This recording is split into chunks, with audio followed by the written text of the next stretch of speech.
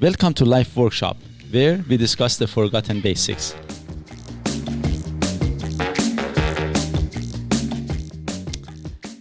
Hi everyone, again, your most favorite people. We're back. Good day. Doug and Mo. And we are going to be talking about the same subject of which comes first, education or experience. This is the third episode. Hopefully we are going to recap some stuff very quickly and then just continue with a few more things. My experience is so good I don't need education. In the previous podcast, we discussed it that education is really the foundation for anything. And when I say education, I don't necessarily mean a schooling only. A schooling is one, but education is asking somebody who has a proven track record. Again, not just anybody. Just anybody. I want to be very, very clear. You talk to somebody with a proven track record. Otherwise, it's a gambling situation that, they might be randomly correct. If you keep on talking to subject matter experts while you are experiencing, you're continuously learning. You're continuously improving your education. Correct. But again, which one comes first? I would say first you want to learn education. You need that foundational building block to start off with, and then build on it from there. Yeah, you don't want to figure things out. That is one of the things. Mm-hmm. And as I said, for example, for myself, that I became a physio, I went to a school, I learned it from my teachers. But then afterwards, I gained the experience as a physiotherapist, and I feel very comfortable to say, if it comes to treating clients, I'm much better than my own teachers if they have not practiced physio and they have been only teaching, because they have become only teachers. However, for myself, to improve, to become a better physio, my only experience does not count. Again, I have to learn more, and I have to use the teachers again, learn from them, and then experience on top of that. And I mean, in your specific scenario, it's not just becoming a good or a better physio, but a good and better business owner as well. That's something, I mean, it's still education, but it's not something that you went to school for That's 9 correct. years. For that, I didn't go to a school to become a business person, but what I did, again, I educated myself by reading a lot of stuff, taking a lot of training, hiring people that they were, more educated and, with more knowledge than me to teach me. So it was very important, again, to say first education, then afterwards experience. And because of that, we have further education and, refreshing courses. The reason for that is that to make sure that to bring you back again, to remember your education, but at the same time, if there are new things, that continuous development of things, Otherwise, we kind of derail, for any of us. Because of that, the further education is very important, or refreshers. It's just simply refreshers. And again, as I have said this before, we have to be good maybe in one or two, maximum three things. For most of the stuff, we are mediocres. So, and it's very important that we play our roles accordingly. If I want to speak only when it comes to physio. For that's business, and that's it. That's even it. You're done. And even when I say physio, I mean the physio that I do, for example, is sports injuries and musculoskeletal. That if you talk about the physio, for example, for the in-hospital or brain and neurological, definitely don't talk to me. I'm not the person. But at the same time, when it comes to business, well, to be honest, I'm a mediocre businessman too. I don't consider myself a good businessman by any chance. So if you want to have a mediocre business, I'll give you all the opinions you want. Yeah, correct. You came to the right person. But if you want to have a successful business, maybe go find somebody else. However, beside that, if you wanted to, and this is where my claim comes, if you want to have a good life, I think I'm the guy to talk to, because my life honestly has got better and better and better. And that is why I think that I feel comfortable to say that I have the ability to do this podcast. But the way of thinking, that I have had, it has worked for me, and I'm sure the way of thinking will work for majority, although again we might have different circumstances, but the structure of thinking that won't change. That will help every single one of us to have a better life. Again, education is foundation, experience is on topping. Yep. Now, another thing that I wanted to discuss, which is again the same line, is sometimes we have new immigrants that, for example, they come to this country, which they have very highly educated, and sometimes they feel that, or some people, it doesn't matter, or the immigrants or the Canadian, everybody complains that, but they come with this and then they become a cab driver. There should be a standardization. And we have that. The schooling is a standardization. When you come with a different education from a different part of the world, doesn't matter where, when you come, doesn't matter how much you know, it should go through these standards that we have in here.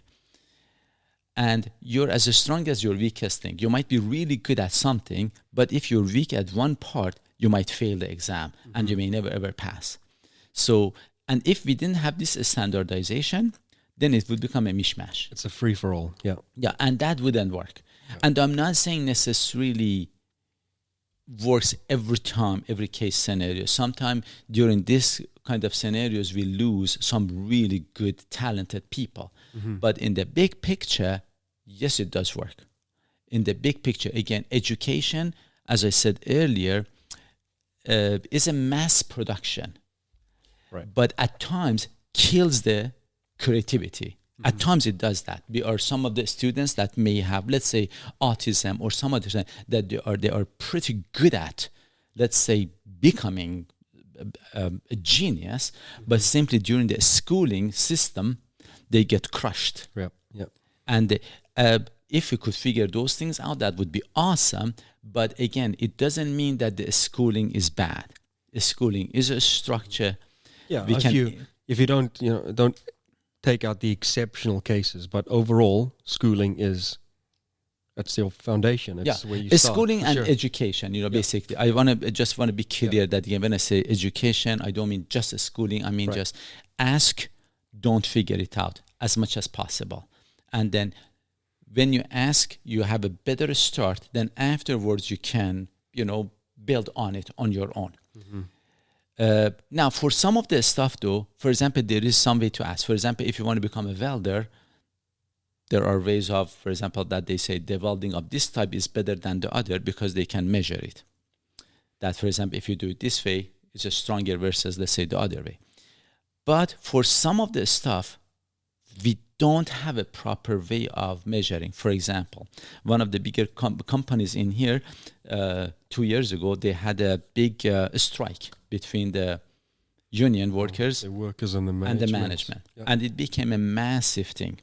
I'm not sure if there are any specific, I don't know, if there are any specific education or schooling that would come and say what to do in such a case scenario.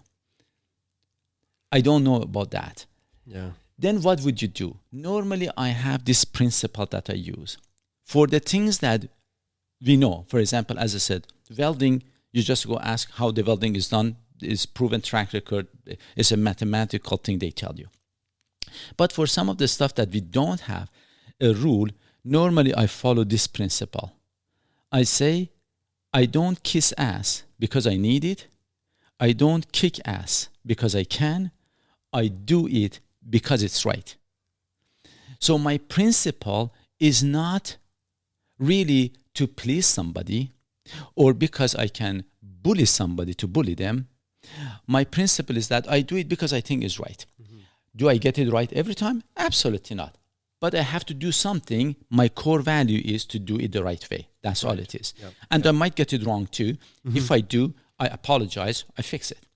But my principle is not kicking ass nor kicking ass. But I don't know, I said repeated. But I don't do that. And normally I say, when you do something, for me, I don't think, in this case scenario, don't take me wrong, I don't think about the consequences. So when it is something right, I do it. Right. I don't worry about what the consequences are going to be. The consequences, sometimes we may be correct in 1 generation or 2 or 3 generations, but we don't know the aftermath. Okay. But if your core value is correct, that's what you do. It's the correct thing to do. Yeah, if your moral compass is accurate and you believe what's right is right, Most of the time, you will be correct. Yeah. So, for example, in this case scenario that I said, for example, this company that they had this, biggest strike which cost millions and millions of dollars. I know that. I'm talking about hundreds of millions it cost to get resolved. And actually it got resolved, but, again, really there is a lot of animosity even to this date existing.